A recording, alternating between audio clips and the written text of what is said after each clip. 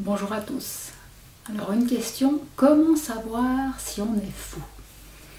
Ça, je pense, c'est une question qui interpelle pas mal de personnes qui sont passées par le milieu psychiatrique et c'est toutes aussi ces personnes qui dans la société se sentent un peu différentes, un peu pas à leur place, ou qui n'arrivent pas à faire ce qu'on leur demande de faire, qui n'arrivent pas à s'intégrer dans ces codes sociaux que les autres arrivent bien à maîtriser et que ça semble facile pour eux. Alors comment savoir si on est fou? Alors moi je sais que je suis folle, ça je le sais. Parce que la folie, qu'est-ce que c'est? Il faut savoir définir la folie pour savoir si on appartient à cette catégorie. Puis en fait la folie, elle est définie dans une époque, par rapport à une culture, par rapport aux mœurs de vie. Donc quand on n'arrive pas dans une culture à suivre les règles, on peut être considéré comme fou. Mais aussi quand on a une façon de penser qui est différente de la norme étant ce qu'on attend de nous, eh ben on peut être fou, considéré comme fou. Mais on est considéré comme fou par les autres.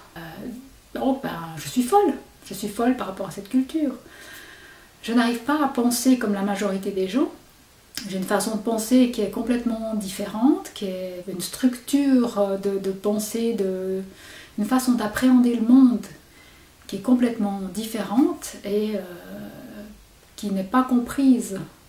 Alors, je comprends que certaines personnes ne le comprennent pas, mais qui n'est pas acceptée. Et du moment que ce n'est pas accepté, c'est considéré comme de la folie. D'où les étiquettes psychiatriques que j'ai eues.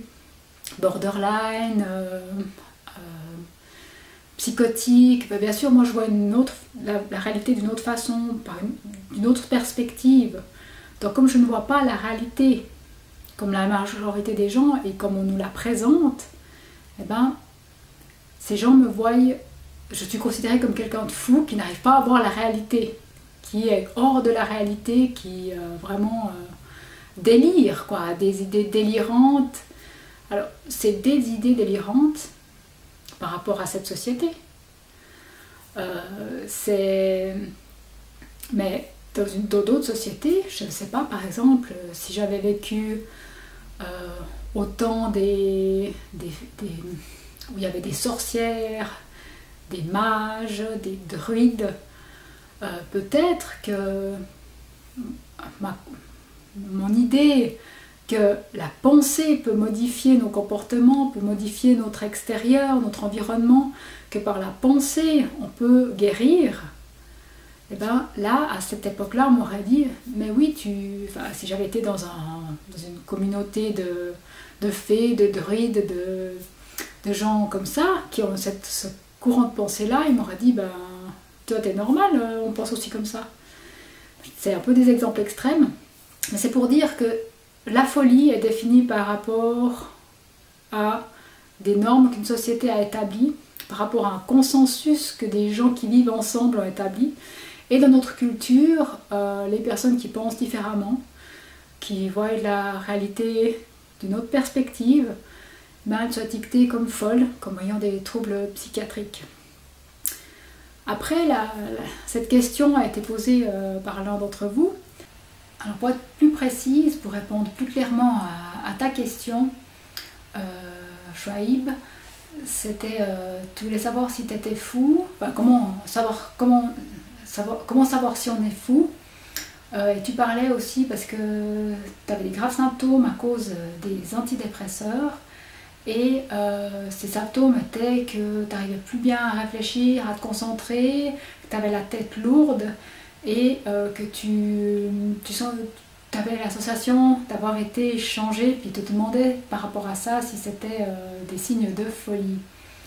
Donc pour moi non, ce ne sont pas des signes de folie. Personnellement, j'ai aussi eu l'impression que ma personnalité avait été changée. Quand je prenais des antidépresseurs, ça m'avait vraiment modifié la personnalité, puis j'avais ces symptômes de tête lourde, j'avais aussi des décharges électriques dans la tête et j'arrivais plus à me concentrer. Mais est-ce que c'est un signe de folie? Est-ce que ce sont des signes de folie, d'avoir la personnalité qui change, d'avoir la peine à se concentrer, d'avoir la tête lourde? Je pense pas. C'est pas parce qu'on a la personnalité qui change à cause des antidépresseurs que c'est un signe qu'on est fou. Moi, je vois plutôt, en tout cas pour moi, c'était très clair que ma personnalité avait changé à cause de la prise d'antidépresseurs. C'était pas un signe de folie. Et effectivement, ça s'est révélé exact parce que quand j'ai arrêté les antidépresseurs, ma personnalité est redevenue celle qu'elle était avant la prise de médicaments. Là, je reste dans le cadre de la médication psychiatrique, mais souvent on considère comme fous des personnes qui croient en une autre réalité ou qui ont une autre perception de la réalité. Mais c'est pas vrai, c'est juste qu'ils ont une autre perception que la culture n'accepte pas comme étant vraie, donc comme cette culture ne l'accepte pas, elle la considère comme folie. Ça ne veut pas dire qu'elle n'existe pas, cette autre vision du monde, cette autre façon de percevoir le monde. Pour moi, là je vais me livrer un peu, pour moi il y a plusieurs façons de voir la réalité. La réalité, elle est construite quelque part par la personne qui la vit, et elle est construite par la société, par la culture.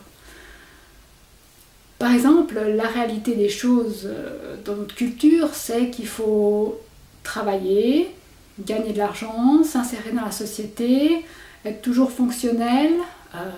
Voilà, il y a des normes comme ça, et puis quand on... déjà, il y a quelques dizaines d'années en arrière, il n'y a pas si longtemps que ça, était fou celui qui était homosexuel. Est-ce que c'est de la folie?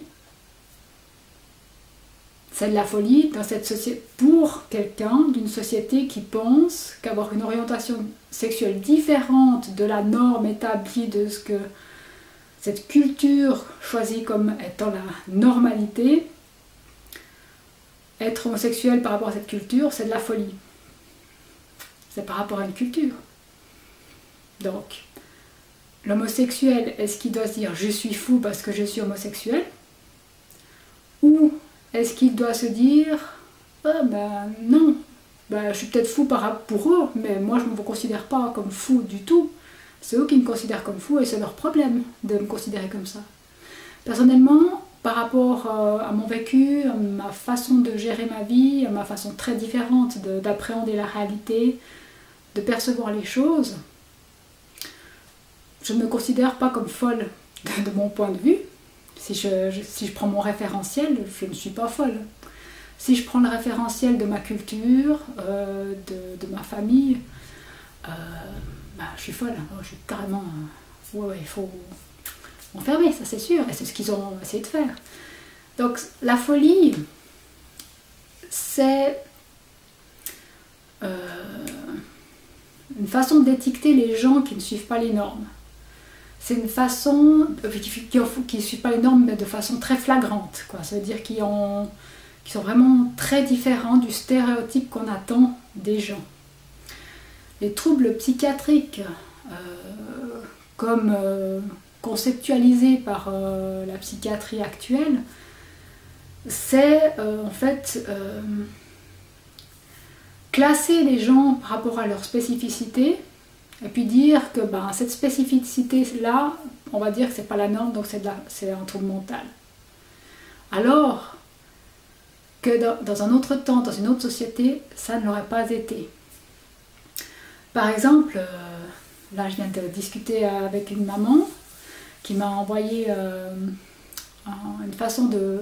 un article d'une personne, d'un enseignant qui a travaillé sur le trouble d'hyperactivité, d'impulsivité, de trouble de l'attention, et qui expliquait qu'en fait, quand l'homme était chasseur-cueilleur, ces jeunes impulsifs et qui étaient hyper attentifs à tout ce qui se passe autour, pas l'attention focalisée comme on demande à l'école, mais qui étaient vraiment très actifs, très impulsifs, très intuitifs dans la forêt, ces chasseurs-cueilleurs, c'était ça qu'il fallait qu'ils aient pour pouvoir aller chasser. Et quand ils étaient guerriers aussi, il fallait avoir cette capacité-là d'être en mouvement, d'avoir bien de l'énergie, d'être impulsif, de réagir du tac au tac pour attraper le gibier ou pour se défendre. À l'école, eh ben, ces mêmes personnes qui ont cette caractéristique d'être impulsifs, d'avoir cette attention ouverte, c'est-à-dire qu'ils repèrent le moindre détail qui se passe dans la classe, qui fait qu'ils n'arrivent pas à garder leur attention focalisée sur une chose, ben, c'est pas ce qu'ils leur est demandé, donc ils sont considérés comme ayant un trouble mental, comme sortant de la norme, alors que à l'époque c'était les gens valorisés, parce que c'est ce qu'il fallait pour pouvoir nourrir la tribu. Il fallait ces gens hyper attentifs qui voyaient le même moindre changement dans l'environnement pour repérer la présence d'un animal, qui soient très impulsifs, qui réagissent très très vite pour attraper ce gibier, pour se défendre dans la guerre, qu'ils analysent très rapidement une situation, s'ils étaient en temps de guerre contre une autre tribu, pour pouvoir prendre les meilleures décisions pour que tout le monde soit à l'abri. Bah là, ils étaient normaux, ils étaient même adulés. Puis maintenant, dans notre société, c'est des parias, ils ont vraiment un trouble mental, on va essayer de corriger ce problème psychologique. Non, c'est la folie, le trouble mental est vraiment défini par rapport à une culture, par rapport à sa façon de fonctionner. Aujourd'hui, on nous demande de... Je ne sais pas comment expliquer, mais on a une société qui nous demande de ne pas du tout faire appel à nos émotions. Nos émotions, on doit arriver à pas seulement à les gérer, mais à les cacher, à les réfréner, à pas du tout en tenir compte, et c'est ça la normalité. Être fou, c'est tout à coup se mettre à pleurer, à crier quand il se passe quelque chose dans notre... d'être exubérant, de vraiment sortir l'émotion à fond, ou d'avoir des grosses peurs, paniques, ou ça c'est de la folie dans notre société. Bah, c'est juste une définition, hein. Voilà, pour moi c'est avoir un surplus d'émotions quelque part, c'est avoir un surplus d'émotions quelque part. Après, si on commence à juger, à mettre une étiquette, on peut mettre n'importe quoi. Dans nos sociétés, ils ont mis ça comme étant de la folie quand c'est trop longtemps que ça se passe. Quand des personnes ont une autre conception des choses, je pense notamment aux physiciens quantiques et puis aux partisans du paradigme du post-matérialisme, qui ont vraiment une autre conception de la réalité, de comment concevoir la réalité. Ben, eux, on peut dire qu'ils sont fous, hein, ils ont une autre idée qui va complètement à l'encontre des paradigmes matérialisme actuels. Ben, pour les matérialismes, cette société, ben, maintenant on est dans cette période où il y a la physique bien froide, la physique logique, avec où il y a des lois vraiment qui s'appliquent et qu'on peut pas... j'arrive pas bien à expliquer.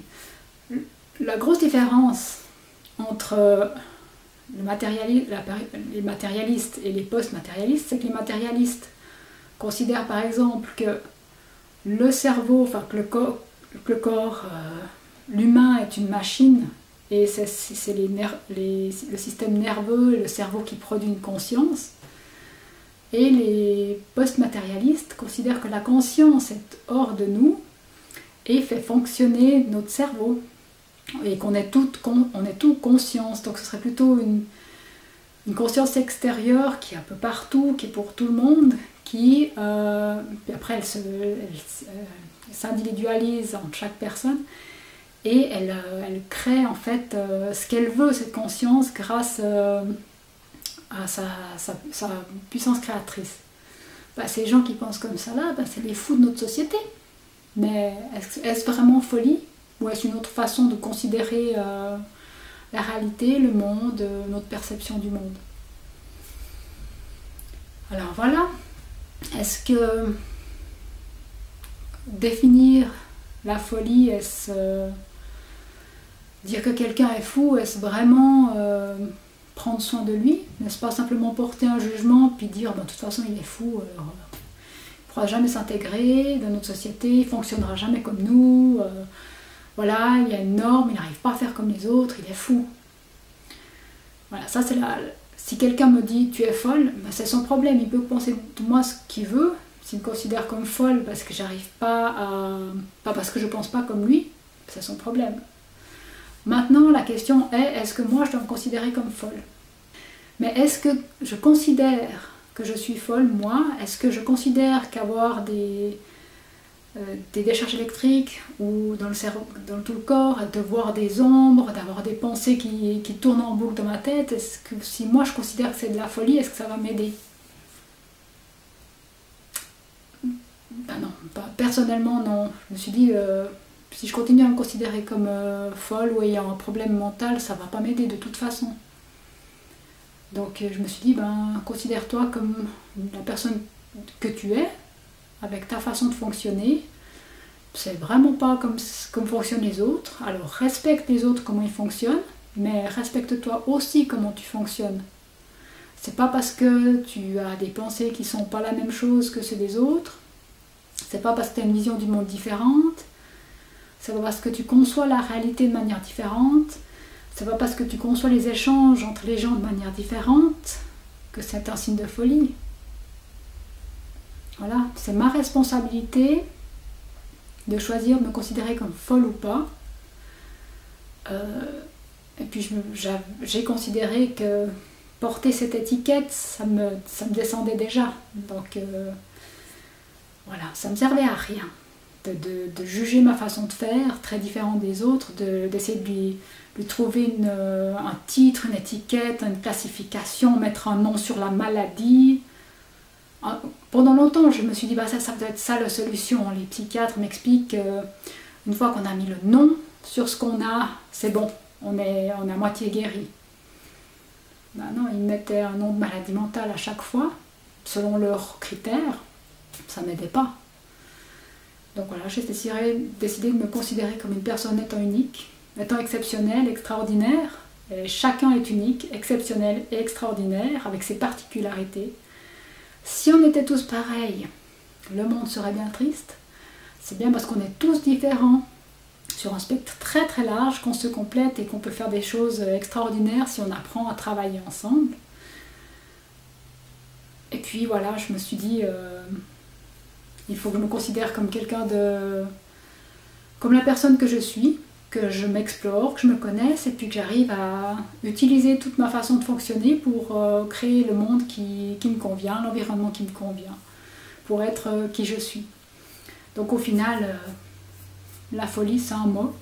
Être folle, ben, si quelqu'un veut me dire que je suis folle, très bien. Mais c'est son opinion, c'est le terme qu'on utilise quand quelqu'un est trop différent de la norme établie, de la façon de fonctionner dans une culture. Bah, c'est comme ça qu'ils appellent les gens un peu trop différents. Bah, tant mieux pour eux si c'est le terme qu'ils utilisent, mais je ne suis pas folle selon mon référentiel. Selon mon référentiel, ce serait presque, on pourrait dire, mais je le fais pas, hein, mais je pourrais dire c'est les autres qui s'en foutent de penser comme ils pensent. Mais non, c'est leur façon de penser, moi j'ai la mienne, personne n'est fou. Il faut juste apprendre à accepter que l'autre vive aussi et puisse vivre aussi dans le même univers et puisse développer ses capacités, même s'ils sont différentes de la majorité. Donc voilà. Je pense que c'est une question très intéressante qui avait été posée. C'était comment savoir si on est fou. Et ben, j'espère que j'ai un petit peu donné quelques pistes de réflexion dans cette vidéo. Voilà, je vous laisse à votre réflexion et vous dis à très bientôt.